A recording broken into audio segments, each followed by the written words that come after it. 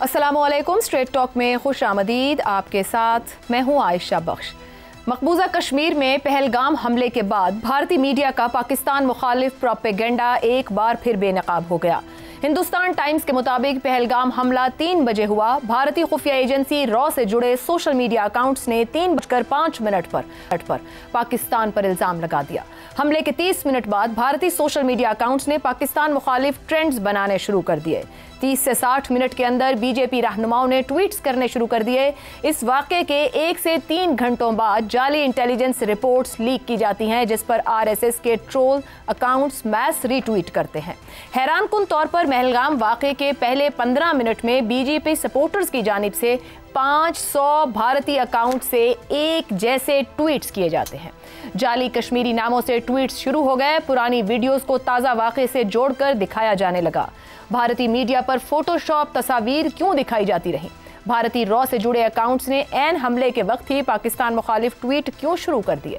दिफाई माहिरीन ये सवाल भी उठा रहे हैं कि ऐसे हमले हमेशा उस वक्त क्यों होते हैं जब कोई मगरबी या अमरीकी सियासी क़यादत हिंदुस्तान का दौरा कर रही हो।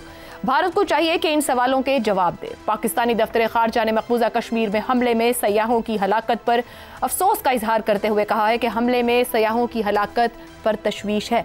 तर्जुमान का कहना था, हमले में हलाक होने वाले अफराद के लवाहिकीन से इजहार ताज़ियत करते हैं और हमले के जख्मियों की जल्द सेहतयाबी के लिए दुआ गो है। इस सारी सूरत हाल से अहम सवाल ये जन्म ले रहा है कि मोदी ने अगस्त 2019 में आर्टिकल 370 और 45A का खात्मा करने के बाद जिस तरह के झूठे प्रोपेगेंडे किए, कश्मीर की रियासती हैसियत खत्म की, पहले ही लाखों भारतीय फौज की मौजूदगी में मजीद फौज कश्मीर में भेजी, कश्मीरियों की नकलो हमल को महदूद किया गया, इंटरनेट पर पाबंदी लगाई गई, गुज़िश्ता साल पहले लोकसभा और फिर कश्मीर असेंबली के इलेक्शंस का ड्रामा रचाया और इस सब के दौरान मोदी हुकूमत का सबसे बड़ा प्रोपेगेंडा यही रहा कि वादी में सयाहत फल फूल रही है। भारत के मुख्तलिफ इलाकों से सयाह कश्मीर का रुख कर रहे हैं, मगर गुज़िश्ता रोज पहलगाम में दहशतगर्दी के वाक़े के बाद खुद भारत के संजीदा हल्के भी मोदी से जवाब तलब कर रहे हैं कि लाखों की तादाद में भारतीय फौज की मौजूदगी रॉ के इंटेलिजेंस के बावजूद ये वाक़या क्या साबित नहीं कर रहा कि मोदी की कश्मीर पॉलिसी मुकम्मल तौर पर नाकाम है। इसी पर पैनल से गुफ्तगू रहेगी। हमारे साथ हैं शहजाद चौधरी, रजा रूमी, जैगम खान और इफ्तिखार अहमद साहब। प्रोग्राम का सवाल आप सभी के लिए। पहलगाम हमला मोदी की नाकाम पॉलिसी का सबूत। गोदी मीडिया ने चंद मिनट बाद ही पाकिस्तान पर इल्जाम लगा दिया। असल मसले से तवज्जो हटाने की कोशिश क्या मुकम्मल तौर पर नाकाम हो गई? शहजाद चौधरी साहब, खुद भारत के अंदर से आवाज उठ रही है इंटेलिजेंस फेलियर को लेकर। लाखों में भारतीय फौज तैनात है कश्मीर के अंदर, और जिस तरह का वाकया पेश आया, जो कुछ भारत कह रहा था, जो उसने पॉलिसी इख्तियार की कश्मीर में, क्या मुकम्मल फेलियर का शिकार हो गई? 400 किलोमीटर लाइन ऑफ कंट्रोल से एक ऐसी जगह पर जहां पर के एक हैवी मिलिट्री प्रेजेंस मौजूद थी, तो इतनी दूर जाके किसी पाकिस्तानी का इन्फिल्ट्रेट करना या किसी और ग्रुप का इन्फिल्ट्रेट करना, मुझे तो गैर उस पर यकीन नहीं है। ये मुमकिन भी नहीं है। जहां पर इतनी भारी फौज 7 लाख 8 लाख के करीब मौजूद हो भारतीयों की, तो वहां पर तो चप्पे चप्पे पे चेक्स हैं। बहरहाल देखिए हुआ क्या है। हुआ ये है कि इससे कतई नजर के इंडिया का मीडिया क्या कह रहा है, हमारा मीडिया क्या कह रहा है। क्या कश्मीर एक इशू के तौर पे, जिस तरह 5 अगस्त 2019 को कहा जा रहा था कि अब ये इशू खत्म हो चुका है, क्या खत्म हो चुका है? नहीं, ये इशू आज भी उसी तरह जिंदा है जिस तरह पहले जिंदा था। आज साबित कर दिया इस वाक़े ने कि जहां पर अगर भारत फॉल्स फ्लैग करता है तो उसको दिखाना है दुनिया को कि फॉल्स फ्लैग, और उस पर पाकिस्तान को मुलव्वस करना है। इसलिए कश्मीर के इशू के ऊपर मुलव्वस करके वो कश्मीर को जिंदा करता है, फिर से उजागर करता है। कश्मीरियों का अगर कोई अपना तर्ज है तो उसके अंदर भी कश्मीर फिर से जिंदा होता है। दूसरी बात, जहां पर रियासत दहशतगर्दी में मुलव्वस हो जाए, वहां पर रियासत और दहशतगर्दी में तफरीक करना बिल्कुल मुमकिन नहीं रहता। इसमें फर्क नहीं रहता। रियासती दहशतगर्दी से बड़ा गुनाह है जो कि भारत कश्मीर में कर रहा है, और जिसका सबूत कनाडा से लेके अमेरिका तक और फिर उसके बाद यूरोप के अंदर फिर यहां तक पहुंचा हुआ है, भारत के अंदर तक मौजूद है। समझौता एक्सप्रेस पे क्या हुआ, मुंबई में क्या हुआ, यानी आज तक बात की जाती है। समझौता पे तो कहा गया कि उनके अपने 10 लोग जो कि आरएसएस से मुतल्लिक थे, उन लोगों ने वो उसके अंदर पकड़े गए और उन्होंने इकरार किया कि वो उसका हिस्सा थे समझौता के अंदर। मुंबई के अंदर हेमंत करकरे, उनका पुलिस का अफसर, उसको गोली मार के कहा गया कि खुद इंडियन फोर्सेस ने उसको गोली मार के, क्योंकि वो गालिबन उस प्लान का हिस्सा नहीं था जिसके तहत मुंबई किया जा रहा था। फिर उसके बाद याद रखें सन 2000 के अंदर क्लिंटन ने विजिट किया इंडिया को। उस वक्त भी इन्होंने एक ड्रामा रचाया और कश्मीर और सिखों के एक गिरोह को उनका कत्लेआम किया, ये दिखाने के लिए कि पाकिस्तानियों ने किया। और उसका फिर इकरार किसने किया? इंडियन एडमिनिस्ट्रेटिव सर्विस का केपीएस गिल था, उनका सीनियर मोस्ट अफसर बना। उसने कहा अपने एक इंटरव्यू के अंदर, गालिबन अब दुनिया में नहीं है, लेकिन जब उसका इंटरव्यू आया उसने कहा कि हाँ वाकई इंडियन गवर्नमेंट जो थी इसके अंदर मुलव्वस थी, और कहा ये जाना था। सिमिलरली बाकी गवर्नर, कश्मीर के गवर्नर हैं रिसेंटली, ये जो अभी इलेक्शन से पहले गवर्नर आए थे बीजेपी के, उससे पहले उन्होंने वाजे करके बताया कि जो पुलवामा और ये सब कुछ था, ये सब प्लान था, बालाकोट प्लान था, पुलवामा प्लान था। तो जब ये सारी चीजें मौजूद हैं तो दुनिया को हमें साबित करने के लिए ये बताना पड़ेगा। ये वक्त आ गया है कि हम दुनिया के आगे साबित करें। फायदा किसको पहुंच रहा है? जेडी वैंस बैठा है इंडिया के अंदर, भारत में बैठा हुआ है, और इंडियन प्राइम मिनिस्टर मोदी जो है वो सऊदी अरेबिया गया है। देखिए ऐसे मौके पे दो कैपिटल्स के अंदर, या दो ऐसी प्रिंसिपल शख्सियत, बल्कि तीन, खुद से तो वो है ही है, उसके बाद सऊदी अरेबिया को क्या सबक दे रहा है, क्या दिखा रहा है कि मैं आपको मिलने आया, मेरे पीछे ये कर दिया गया। पाकिस्तान और सऊदी अरेबिया के बीच में तफरका डालना चाहता है। सऊदी अरब ने मजम्मत भी जारी कर दी, इसकी बाज़ाब्ता लेटर निकाला इसके ऊपर। बिल्कुल, इसकी ये एक खेल है जो कि, और ये बड़े अरसे से ये जो दहशतगर्दी वाला मामला है, इसको जब रियासतें मुलव्वस हो जाती हैं तो फिर इसको खेल के तौर पे लेती हैं, और इसको इस तरह खेला जाता है कि अपने जो मकासद उनको हासिल किया जाए, पाकिस्तान को मलाइन करना, पाकिस्तान को सामने रखना। लेकिन एक चीज बड़ी वाज़ेह होनी चाहिए, ये इस वक्त भारत वाले भी सुन रहे होंगे कि किसी किस्म का जो कदम उठाया जाएगा, जो जवाब पाकिस्तान से आएगा, जिस जुबान में किया जाएगा उससे बढ़ के सख्त जुबान में उसका जवाब दिया जाएगा। इसमें कोई किसी को भी कंफ्यूजन नहीं होनी चाहिए। जो खत्ते का अमन है वो सबकी जिम्मेदारी है, सिर्फ पाकिस्तान की जिम्मेदारी नहीं है। और अगर उसको कोई इस तरीके से अपने तौर पे प्ले अराउंड करता है तो उसका जवाब भी उसको ऐसे ही मिलेगा।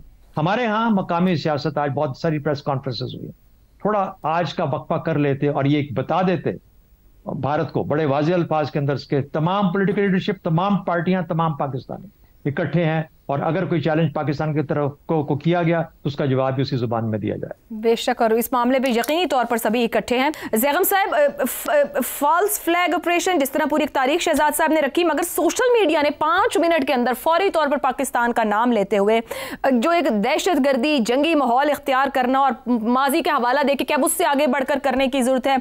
क्या खारजा पॉलिसी का तयन या मुल्कों के ताल्लुकात का मामला अब सोशल मीडिया और मीडिया तय करेगा? झूठ और फेक के जरिए कितना खतरनाक रुझान या खेल है ये? आयशा, भारत का पाकिस्तान और अब बांग्लादेश से भी ताल्लुक जो है उसको उसकी अंदरूनी सियासत डिटरमिन कर रही है। उसकी अंदरूनी मुसलमानों से नफ़रत की सियासत, तशद्दुद की सियासत, तफरीक की सियासत जिसको बीजेपी लीड करती है, वो डिटरमिन कर रही है कि भारत के पाकिस्तान के साथ ताल्लुकात कैसे होंगे। और अब तो बांग्लादेश के साथ ताल्लुकात को भी वही चीज़ डिटरमिन करती है। एक ऐसा मॉन्स्टर है बीजेपी जो नफ़रत पर पलता है। एक ऐसी हुकूमत है जो साल हर साल से हुकूमत कर रही है और अपनी ही एक मजबूर अक़लियत के ख़िलाफ़ ना सिर्फ बदतरीन नफ़रत फैलाती है बल्कि उनकी परसिक्यूशन भी करवाती है। लोगों को उन पर छोड़ा जाता है, पीट पीट कर उनको शहीद किया जाता है, उनकी इबादतगाहों को की तौहीन की जाती है, तोड़ फोड़ की जाती है। तो यही वो जमात है जो इस वक्त इस तरह के बयानात दे रही है। आप इनसे और क्या तवक्को कर सकते हैं? और इस वक्त जो हमें नज़र आ रहा है, हमें एक स्टेप आगे सोचना चाहिए कि अगर ये हुआ है तो जिसने किया है उसने क्या सोच कर किया है, वो क्या हासिल करना चाहता है, ताकि हम उसका रास्ता पहले बंद कर सकें। आप देखिए इस वक्त पाकिस्तान जिस मरहले में है, उस वक्त का पाकिस्तान का तमाम तर फोकस बॉर्डर स्टेबिलिटी पर है। दोनों इतराफ में, मगरिब में हमने अपने बॉर्डर को स्टेबल करने की पूरी कोशिश की है, बिल्कुल। तो मशरिक को क्यों ख़राब करेंगे हम? इसलिए कि हम मईशत में अब आगे बढ़ना चाहते हैं। हमने भारत को भी बार बार अमन का पैगाम दिया है, ट्रेड का पैगाम दिया है, सुलह का पैगाम दिया है, और जब वहाँ से उसके बदले में हमें नफ़रत मिली है तो हम खामोश हो गए हैं। हमने जवाबी नफ़रत नहीं फैलाई, जवाब में कुछ नहीं किया। हमने कहा ठीक है, चले, जब तुम्हें अकल आ जाएगी तो फिर हम बात कर लेंगे। तो इस वक्त में ऐसा वाक़या होना और जो 400 किलोमीटर दूर हो रहा है, एक ऐसी जगह पे हो रहा है जहां 2000 टूरिस्ट मौजूद हैं। तो इतना बड़ा टूरिस्ट हब है जहां गाड़ियां नहीं आ जा सकती, जहां सिर्फ पैदल लोग आ जा सकते हैं। इसका मतलब है जो भी दहशतगर्दी करेगा वो फौरी तौर पे वापस नहीं भाग सकता। कोई वहां मौजूद नहीं है जो इन दहशतगर्दों को चैलेंज कर सके। वहां कोई एक भी ऐसा संतरी नहीं है जिसने बंदूक सीधी करके गोली चला दी हो। और फिर उस पर यह बयानिया आप ये देखिए कि चुन चुन कर हिंदुओं को कत्ल किया गया, हालांकि उसमें मुसलमान भी मरे हैं, उसमें बाहर के लोग भी मरे हैं। जिसने किया गलत किया। पाकिस्तान ने इसकी कंडेमनेशन भी की है, अफसोस का इजहार भी किया है, ताज़ियत भी की है उन फैमिलीज़ के साथ जिनके लोग गए हैं या जिनके लोग ज़ख्मी हुए, जो होना चाहिए था। क्योंकि एक आम आदमी का, एक सिविलियन का क्या कसूर है कि वो इस तरीके से उनके साथ कुछ हो। और आप ज़हन में रखिए कि पाकिस्तान का मीडिया भी, पाकिस्तान का सोशल मीडिया भी कोई जश्न नहीं मना रहा है। बिल्कुल दुरुस्त। और आप जरा थोड़े दिन पहले चले जाइए, जब बलूचिस्तान में हुआ था, इससे बड़ा वाकया हुआ था, जब ट्रेन पर वाकया हुआ था, तो यही भारत के लोग क्या कह रहे थे, किस तरह की गुफ्तगू कर रहे थे, किस तरह की नफरत अंगेजी फैला रहे थे। दुरुस्त हो गया। पाकिस्तान में वो नहीं हो रहा। तो मेरा ख्याल है हमें मालूम है, हमें अपना जो है तामुल में रहना चाहिए, और अगर वो कुछ करेंगे तो यकीनन उनको जवाब मिलेगा। लेकिन हमें एक स्टेप आगे सोचना चाहिए, एक स्टेप आगे तैयार होना चाहिए। रज़ा रूमी साहब, जहां ज़ैगम साहब खत्म कर रहे हैं, पाकिस्तान जवाब में नफरत नहीं बांटता। 11 मार्च जाफर एक्सप्रेस हमला, भारत का मेन स्ट्रीम मीडिया भी BLA के दहशतगर्दों को बुलाकर जश्न मनाता रहा। पाकिस्तान से मजम्मत भी की गई है, अफसोस और ताज़ियत का इजहार भी किया गया इस हमले पर। यहाँ कोई बड़ा चैनल, कोई सोशल मीडिया किसी तरह का जश्न नहीं मनाया जा रहा है, बल्कि भारत को उसकी तारीख बता के ये ज़रूर दिखाया जा रहा है कि क्या कुछ माजी में होता रहा है। आपने भारत के ऊपर लिखा भी है, विजिट भी किया है, देखा भी है। सवाल ये बनता है, भारत जो ये सब कुछ कर रहा है उसका फिर भी वो सॉफ्ट इमेज क्यों कहीं माना जाता है, जबकि पाकिस्तान के हार्ड इमेज को या परसेप्शन को हम देखेंगे अगर हम इंटरनेशनल फोरम पर उसकी बात करें? आयशा, बहुत अच्छा सवाल आपने किया है। देखिए, ये मामला जो है मकबूजा कश्मीर का, और जो कुछ वहां पर 2019 उससे पहले वो हुआ है, उसका तस्करा ही नहीं हो रहा इंडियन मीडिया में। जिस मीडिया का भी आप जिक्र कर रही थी, वहां पे ये जो रूट कॉज है जिसे कहा जाता है, उसका बिल्कुल जिक्र नहीं हुआ। और उसमें वो मैं समझता हूं कि बहुत बड़ी हमारी सिफारती नाकामी भी है। और भारत ने जिस तरीके से इस पूरी चीज को दहशतगर्दी से अब जोड़ दिया है, खुसूसन जो ये वॉर ऑन टेरर हुई थी 9/11 के हमलों के बाद, उसके बाद कश्मीर का पूरा मसला जो है उसको आलमी सतह के ऊपर टेररिज्म का मसला बताया गया, मतवातिर। और इस हद तक बताया गया कि अब दुनिया जो भारत का मौकफ है उसी को मानती है, मां सिवाय चंद एक ममालिक हैं जो कि अभी भी ये कश्मीर के हक में जो होती है करारदादें या दीगर आलमी लेवल के ऊपर फोरम्स, वहां पे साथ देते हैं पाकिस्तान के मौकफ का या कश्मीरियों का। तो उसमें मैं समझता हूं कि हमें बहुत कुछ सोचने की ज़रूरत है कि कहाँ क्या वजह हुई कि हमारी जो सिफारतकारी है या हमारा जो एक आलमी मौक़िफ़ रहा है कितने सालों से, दहाइयों से, वो इस वक्त बिल्कुल नाकाम हुआ है। और यही वजह है कि वहाँ हिंदुस्तान की, अभी ज़ैगम साहब ने डोमेस्टिक पॉलिटिक्स का जिक्र किया, और बिल्कुल वो वाला जो मसला है वो भी दिखाई दे रहा है। ये जो कुछ मीडिया कर रहा है वहाँ पर, हिंदुस्तानी मीडिया, खुसूसन जो मेन स्ट्रीम कॉर्पोरेट मीडिया है उनका, वो हमेशा से जंगी सौदा बेचता है। और अब ये बदकिस्मती से हम तो बहुत सालों से ये बात कह रहे थे कि हिंदुस्तान और पाकिस्तान के दरमियान ये जो इंडियन मीडिया है ये खुद एक फरीक बन गया है जंगी जुनून के साथ। और यही वजह है कि आप देख रहे हैं कि ये बाकी तमाम आवाजों को दबा देता है। ऐसी बात नहीं है, हिंदुस्तान में बहुत से लोग कह रहे हैं कि इस हमले के बाद पहलगाम में जो कुछ हुआ, वहाँ की इंटेलिजेंस जो एजेंसीज हैं और सिक्योरिटी इदारे हैं और जो इतनी बड़ी फौज वहाँ पे तैनाती हुई है, उसकी कोई अकाउंटेबिलिटी होनी चाहिए। कम से कम 1-2 लोगों के इस्तीफे तो मांगने चाहिए कि जो ये इसको प्रिडिक्ट नहीं कर सके या इसके ऊपर कुछ हद बात नहीं कर सके। लेकिन वो नहीं है, वो अटैक होते ही सीधा सीधा पाकिस्तान पे इल्जाम, सीधा सीधा जंगी जुनून।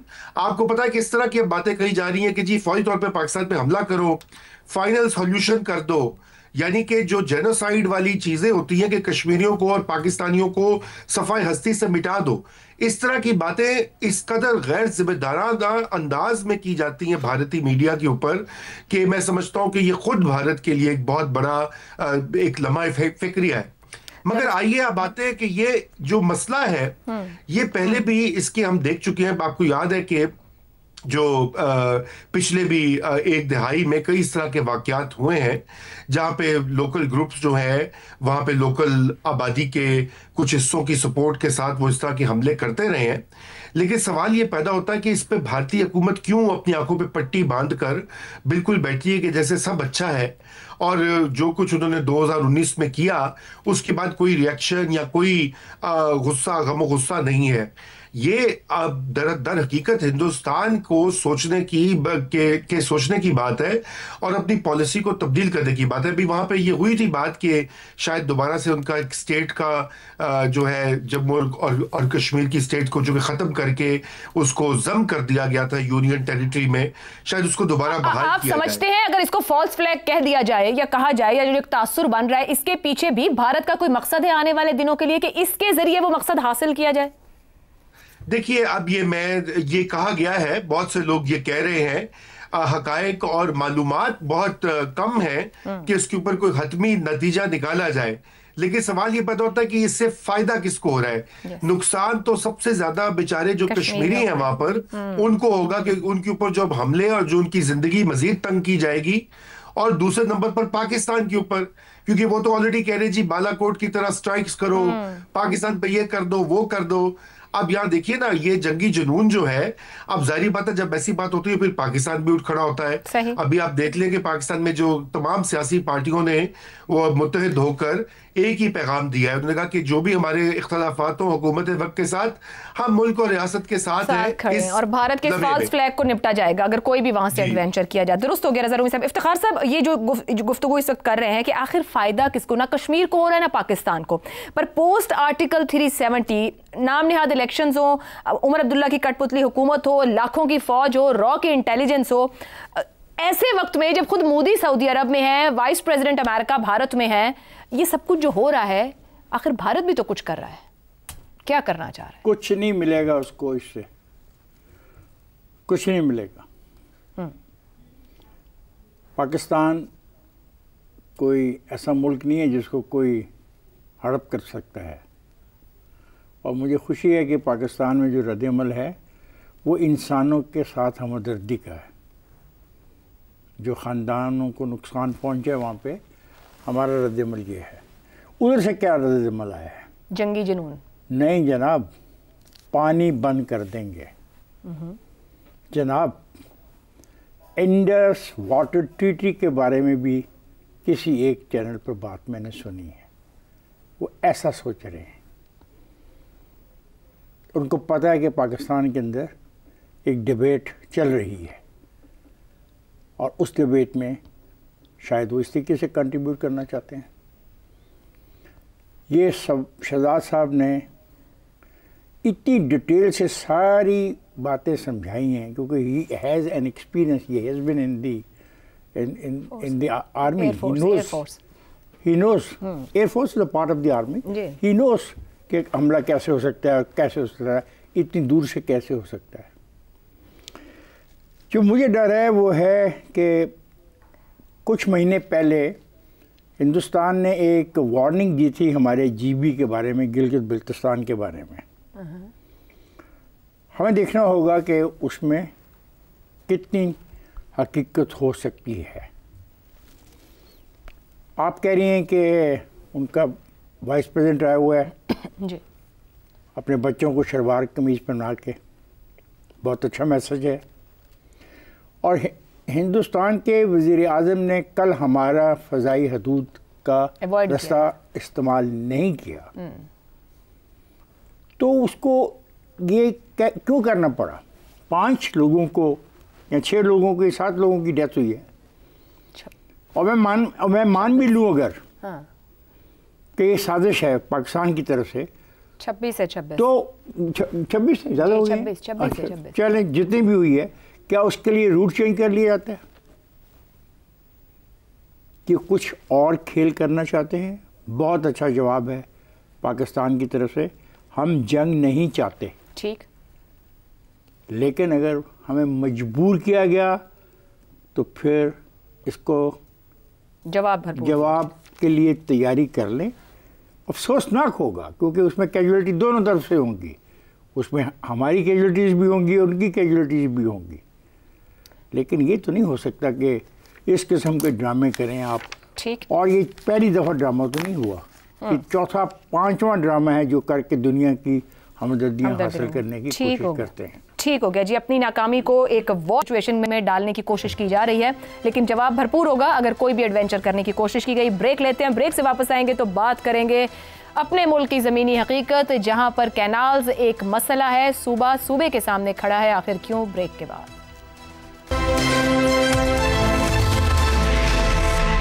प्रोग्राम में एक बार फिर खुशामदीद। पाकिस्तान पीपल्स पार्टी के मरकजी सेक्रेटरी इत्तलात नदीम अफजल चंद ने प्रेस कॉन्फ्रेंस में कहा है कि नई नहरों के मामले पर वजीर आजम बेबस हैं तो इख्तिदार छोड़ दें।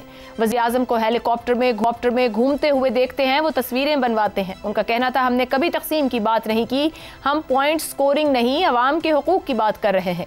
पानी का मसला और कमी है तो फिर बताएं नई कैनाल्स को पानी कहाँ से देंगे। उनका कहना था कि पीपल्स पार्टी हुकूमत के साथ नहीं, निज़ाम के साथ है। किसी को गिराना या हटाना हमारा मकसद नहीं, अवामी मसाइल के हल और हुकूक देने की बात कर रहे हैं। नून लीग पंजाब की वारिस नहीं बल्कि अरबों की जायदादें बेच डाली, अवाम से सहूलियात छीन ली। पीपल्स पार्टी के रहनुमा मंजूर चौधरी ने कहा कि सदर पाकिस्तान ने कैनाल्स के मंसूबे की मंजूरी नहीं दी। मुश्तरका मफादात काउंसिल का इजलास क्यों नहीं बुलाया जा रहा? पहले जो नहरें चल रही हैं उनमें पानी की कमी है, मसला कैसे हल होगा, पानी कहाँ से आएगा?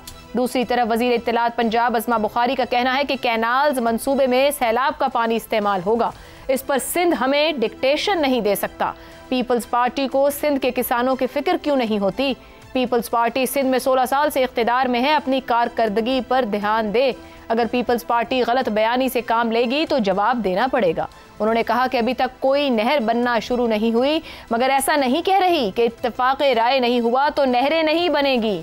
मुज़ाकरात धमकियों के जरिए नहीं होते। नहरों की तामीर के इशू पर आए रोज शिद्दत आती जा रही है। पंजाब और सिंध के वज़रा के बयानात से दिखाई दे रहा है कि पानी का मामला सूबाइयत का रंग इख्तियार कर रहा है। सिंध में Rohri Sukkur M5 motorway interchange पर एहतजाज के बायस 30 से 35 हज़ार गाड़ियां फंस गई हैं। फल सब्जियां खराब और मवेशी बीमार होने लगे हैं।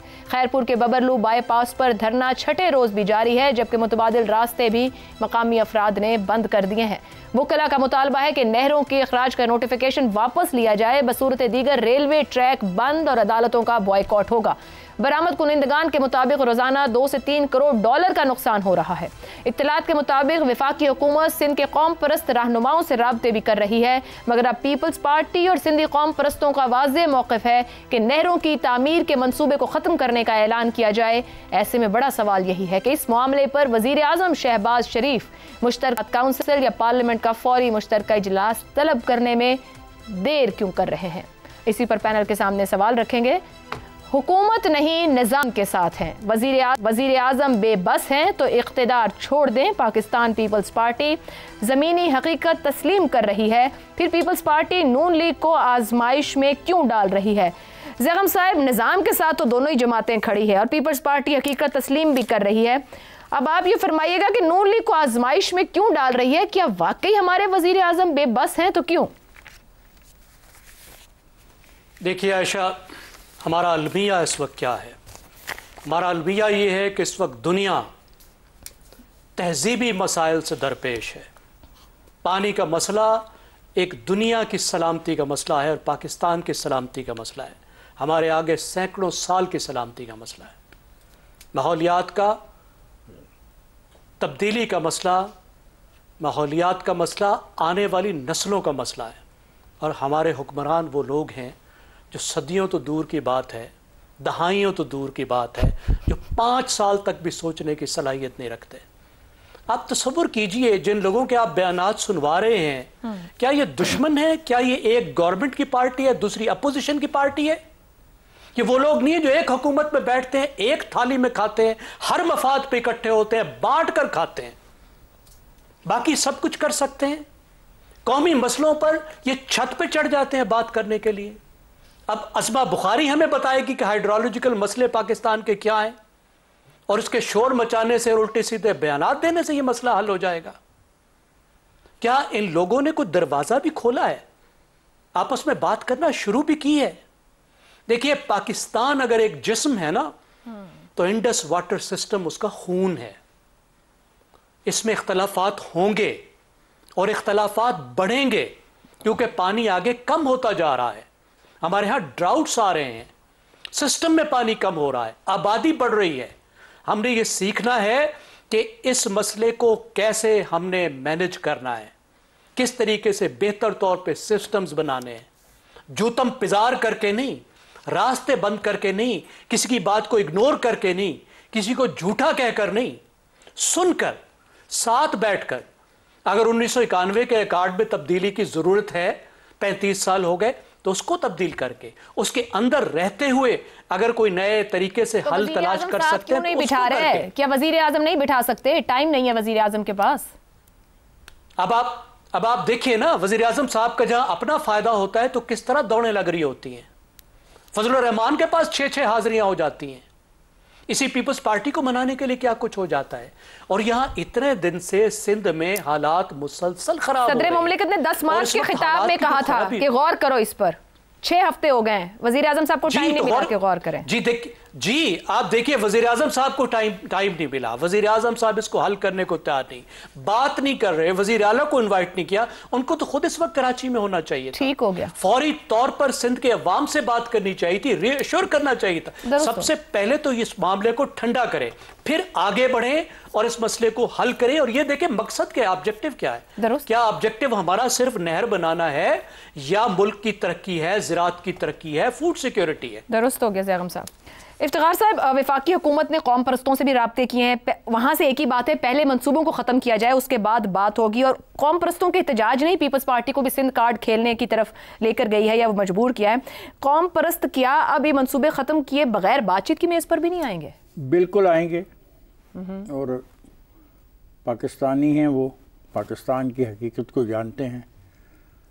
और ये पानी का मसला जो है, ये गौर तलब है। जैसे कल भी मैंने कहा और आज ज़ैगम साहब भी आपको कह रहे थे, 1991 का एक ऑर्ड है, इसमें तब्दीली की ज़रूरत है। पानी भी कम है। और कौम परस्त बड़ा अच्छा अपना कार्ड उन्होंने खेला, बहुत अच्छा कार्ड खेला। और अपनी वजूद का एहसास दिलाया एक बड़ी पॉलिटिकल पार्टी को जो बहुत अरसे से इक़्तिदार में है। और बस मुझे यकीन है कि वो बात करेंगे जो पूरे मुल्क के मुफाद में होगी। देखिए, सिंध का मुफाद और पंजाब का मुफाद और खैबर पख्तूनख्वा का मुफाद और बलूचिस्तान का मुफाद एक मुफाद है।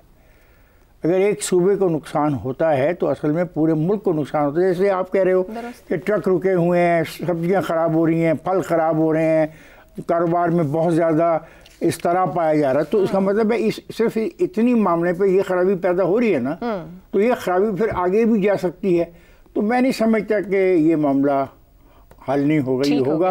लेकिन आपका सवाल बड़ा इम्पोर्टेंट है, वो है वज़ीर आज़म के हवाले से। मैं वज़ीर आज़म पाकिस्तान से गुजारिश करूँगा कि जैसे ही उन्हें फरागत मिले तो इस पर ख़ुद नहीं अगर बात करने की स्टेज, क्योंकि मैं समझता हूँ पहले डायलॉग निचली सतह पे होना चाहिए, किसी कंसेंसस पे पहुंच के आपस में बैठ के बात की जाए। क्योंकि अगर नाकामी हुई तो फिर जाना पड़ेगा मुश्तरका मफादात की कौंसल में। अगर खुदा न खास्ता वहाँ पे मामला बिगड़ गया तो फिर जॉइंट सेशन में जाना पड़ेगा, जो बहुत ही मुश्किल होगा, बहुत बड़ी बात होगी। तो बिल्कुल वज़ीर आज़म साहब, आप अपने जो दोस्त हैं राना सनाउल्लाह, जो इस काम पर आपने लगाया है, उससे फीडबैक लें कि कल और परसों 2 दिन जो उसकी गुफ्तगू हुई है उसके नतीजे क्या हैं। ब्रेक के बाद गुफ्तगू आगे। प्रोग्राम के आखिरी हिस्से में एक बार फिर खुशामदीद। रज़ा ज़ूमी साहब, पंजाब से कहा गया कैनाल्स मंसूबे में सैलाब का पानी इस्तेमाल होगा, सिंध हमें डिक्टेशन नहीं दे सकता। क्या नून लीग भी पंजाब कार्ड खेलने पर मजबूर हो रही है? क्या मोहतात होने की जरूरत नहीं है? बिल्कुल सही कहा, मोहतात होने की जरूरत है, क्योंकि यहाँ पर ये जो कार्ड खेलने वाली सियासत है, ये इस मसले का हल नहीं है। बात यह है कि ये दोनों बड़ी पार्टियां इस वक्त इक़्तिदार में हैं और फेडरेशन को तब्दील करने का, आइन को जो बदलने का अमल था 2010 में, उसमें भी ये शरीक थी, बल्कि लीड कर रही थी जो 18वीं आइनी तरमीम हुई पाकिस्तान के आइन में। और उसके तहत जो मुख्तलिफ शिकें ऐड की गई आइन में, आज उनको देखने की जरूरत है। जबकि एक मुश्तरका मफादात की काउंसिल मौजूद है, तो ये मामला वहां पर क्यों नहीं ले जाया गया पहले? और दीगर भी और भी मैकेनिज्म्स मौजूद है, पानी के हवाले से भी मौजूद है। मसला ये है कि जिस तरीके से इस पूरे प्रोजेक्ट को और इस को आगे प्रपोज किया गया है, इसको डिजाइन किया गया है और वो अब बल्कि लॉन्च कर दिया गया है, उससे जाहिर बात है कि एक रिएक्शन आया है। सिंध में पहले भी काश्तकार जो हैं और दीगर लोग जो है वो परेशान हैं कि उनको ये खतरा है कि पानी जो है वो उनके लिए कम हो जाएगा और उनकी ज़मीनें बंजर हो जाएंगी या उनकी लाइवलीहुड्स मुतासिर होंगे। देखिए, ये बड़े फेयर किस्म के खदशात हैं। इनको अगर ये किस हद तक दुरुस्त है गलत है, उनको दूर करने की ज़रूरत है। पहली तो ये बात है। दूसरी ये बात है कि जो इस वक्त मूड है सिंध में, वहां पे एक बाकायदा अवामी तहरीक चल रही है। कल मेरी इसी मामले में कल परसों बात हो रही थी, काफी सारे माहिरीन और दीगर वकला जो है सिंध में, उनका ये कहना है कि ये एक अवामी तहरीक है और कौम परस्त उसके पीछे लग गए हैं। अब पीपीपी को भी मजबूरन इसके पीछे लगना पड़ा है कि लोगों की ये एक बाकायदा मूवमेंट है। अब उसमें किस हद तक ये जज्बात हैं, किस हद तक ये सियासी मामला है, ये फिर फेडरेशन और फेडरल गवर्नमेंट का काम होता है। इसके ऊपर बिल्कुल मजीद ताखीर नहीं होनी चाहिए। वजीर आजम शहबाज शरीफ को इसमें खुद एक जैसे कहना चाहिए लीड करके ये इस मसले को का हल करना चाहिए।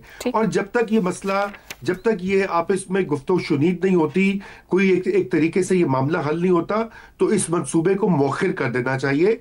ये मुल्क में निफाक और तकसीम का बायस बन रहा है। ये बाद में भी किया जा सकता है, पहले आप इत्तेफाक राय पैदा करें। जी दुरुस्त। शहजाद साहब, वजीर आजम बेबस हैं तो इख्तिदार छोड़ दें, और अगर नहरों के मंसूबे को खत्म करने का ऐलान नहीं कर सकते तो फिर क्यों नहीं CCI या पार्लियामेंट का मुश्तरका इजलास बुला देते हैं? क्यों ओनरशिप लेने पर राजी नहीं वजीर आजम साहब? देखिए, एक तो मेरे ख्याल में वाज़ेह चीज़ है कि जब तक किसी तौर पे कोई लोअर लेवल के ऊपर अंडरस्टैंडिंग डेवलप ना हो जाए, CCI में जाना तो मेरे ख्याल में गलती होगी। तो वो तो समझ आती है बात की हुकूमत जो कोशिश कर रही है, लेकिन यह बात दुरुस्त है कि जितना डिले कर रही है हुकूमत एक वाज़ेह कोशिश करने की, हल की तरफ जाने की बजाय इसके कि सिर्फ पैगामात के अंदर ही वक्त गुजार दिया जाए, उससे क्या हो रहा है कि दो चीजों में बहुत तेजी आ रही है। एक सुबाइयत के अंदर और एक कौम परस्ती के अंदर। दोनों ही वफाक के लिए ज़हर कातिल हुआ करती हैं। जब सुबाइयत इतनी बढ़ जाए, और किसी ने कहा था ना कि तमाम सियासत हमेशा मकामी होती है, तो मकामी सियासत का मतलब है कि वहां पर जिस किस्म की आवाजें उठ रही हैं, पाकिस्तान पीपल्स पार्टी बावजूद इसके कि एक वफाकी पार्टी है इस वक्त हुकूमत में, उसको भी उसी किस्म की सियासत करनी पड़ती है, वो मजबूर हो जाती है पोजीशन लेने के लिए।